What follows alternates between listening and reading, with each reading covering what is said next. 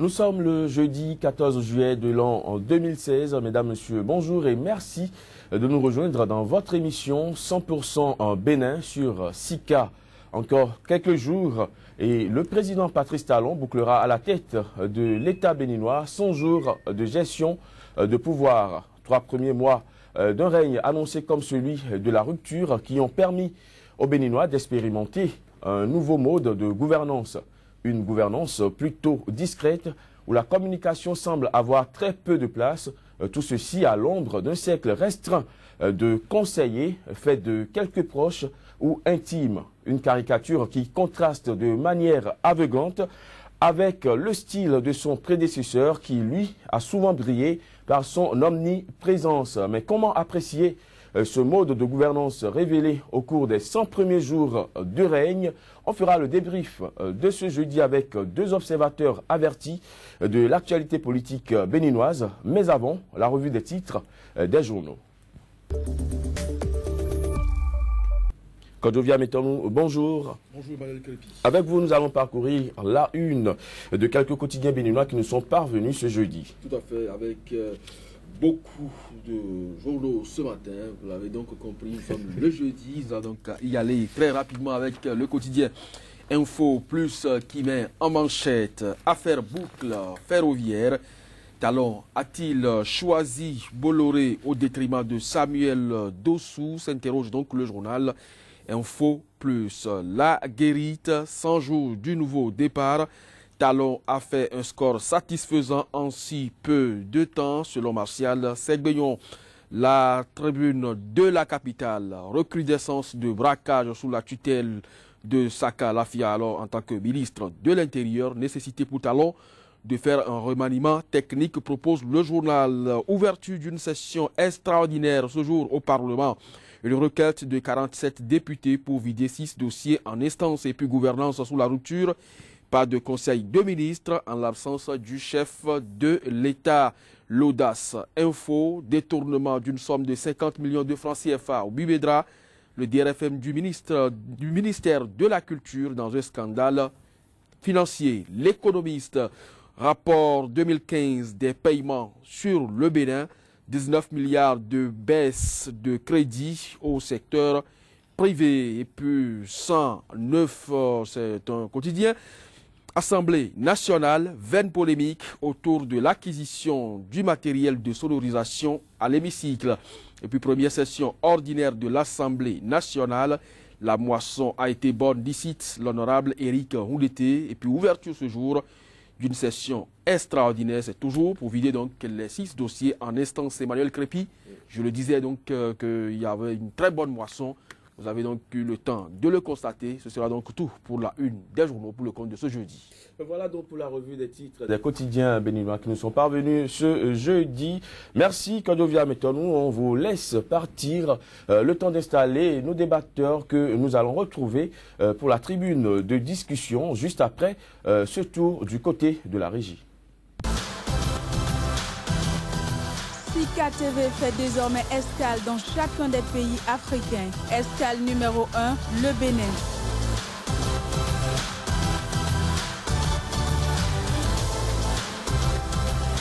Retrouvez désormais sur Sika TV votre émission 100% Bénin consacrée exclusivement à l'analyse de l'actualité au Bénin. Pendant 45 minutes, la parole sera donnée aux spécialistes de l'information et autres analystes pour décrypter l'actualité socio-économique et politique.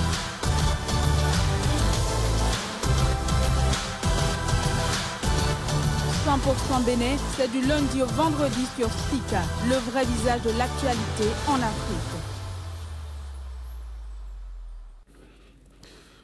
Beaucoup en sont déjà arrivés à tort ou à raison à la conclusion selon laquelle le président Patrice Talon donne l'impression de vouloir gérer l'État comme un épicier. Des nominations au déplacement du chef de l'État en passant par les prises de certaines décisions, l'homme semble être resté fidèle durant les 100 premiers jours de son quinquennat à son image d'homme de l'ombre, position de laquelle il a fait fortune dans le monde des affaires. Mais la carte de la discrétion est-elle pour autant la meilleure à jouer dans les arcanes du pouvoir correspond-elle aux aspirations des 65% de Béninois qui l'ont porté au pouvoir? Eh bien, on fera le débat ce matin avec Médéric François Gongo, journaliste et promoteur du quotidien béninois d'information Actu Express, mais également avec Honoré Benjamin Naoum, journaliste et rédacteur en chef de Radio Soleil FM à Cotonou au Bénin. Bonjour et merci à vous d'être sur ce plateau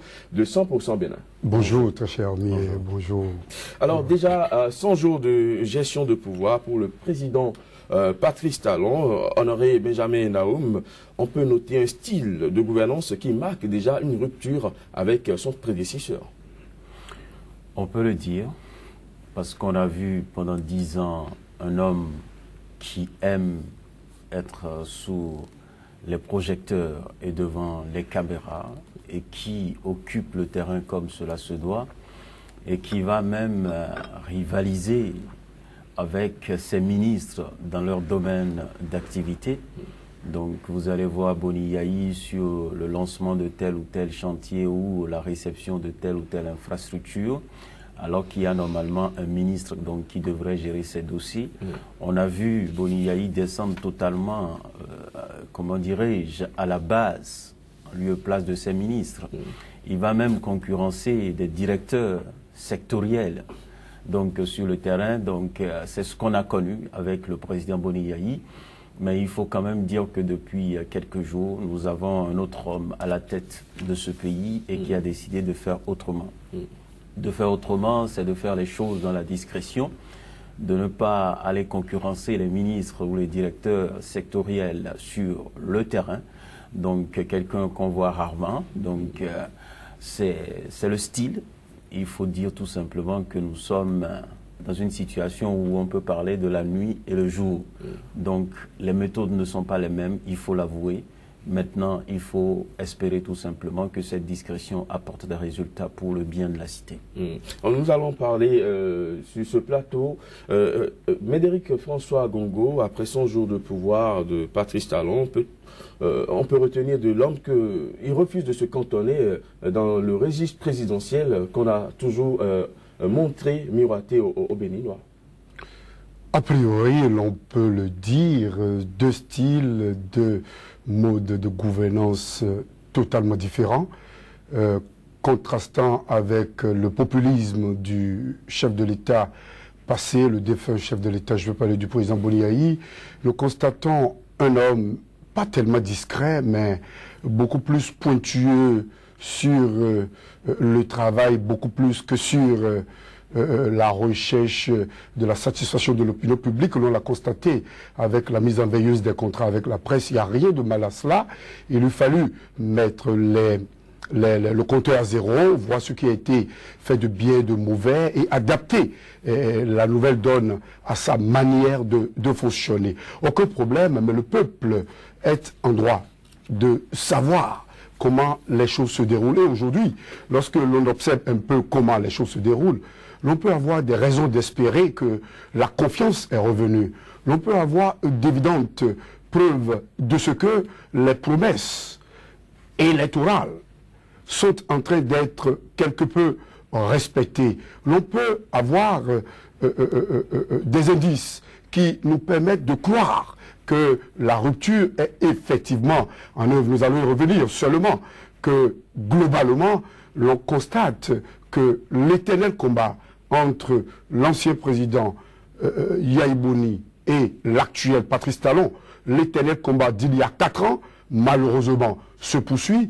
Et même si le président de la République actuelle tend à se détacher de cette logique, il y en a autour de lui qui ne jugent, ne jaugent, ne mesurent leur présence au sein du gouvernement que par des actions de mise en cause systématique des actes posés par l'ancien régime, des actes auxquels, par ailleurs, ils ont contribué de manière énormissime à mettre en œuvre. Donc je crois bel et bien que nous avons le style du président, qui est un style très calme, qui est un style très discret, mais qui veut de l'efficacité, de l'efficacité, mais lorsqu'on le fait, il faut le faire savoir. Il ne le fait pas suffisamment savoir.